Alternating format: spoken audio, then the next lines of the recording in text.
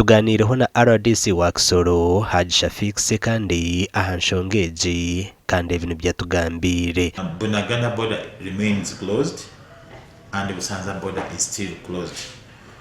Reason is that the UPDF is only supposed to manage security. It cannot manage issues of migration. It cannot handle issues of customs. It cannot handle issues of taxation. Now, the reason why Uganda has not opened up the border because we don't have the counterparts of Congo on their side. They have not yet come, like customs, like migration. And it's not possible for Uganda to clear trailers to go.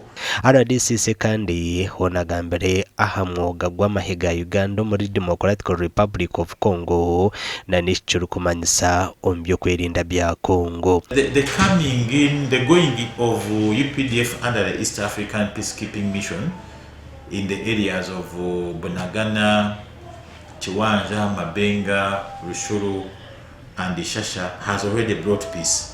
And the UPDF has been welcomed by the M23s who had taken over those places. And they are handing over, but it's a process. They cannot finish in one day. But it's a process and there's no resistance and there's no fighting. However, there are areas which are not under the mandate of UPDF, which are under the mandate of Kenya and Sudan and even others, where those deployments have not reached. We are now getting refugees reporting to Nyakabande, stating that there is havoc in those areas, there is a cynical clashes between Maimai, Rendu, Nyatura and other groups. Abantu babutosha na munonga barukutura hamwata nogo nabagira ngo embera tebanguhire kandi nabature imitima behanikire.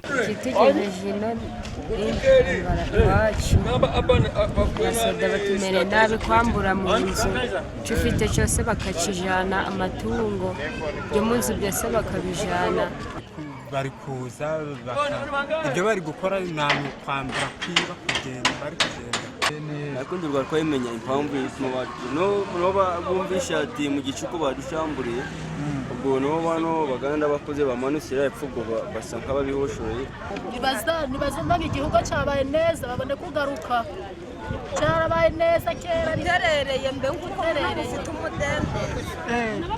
Burizoba Nyakabande Transit Center etwirene yacire Empungi ziri ahansi yigana konke nambo bwa hateye yonjire Empungi ziri kuhikamagana 2 nazo ziri kutaha mu Uganda okurabira hamwe atano gwabonagana Burizoba amakuru agagasha kwa keta tuzarirwe.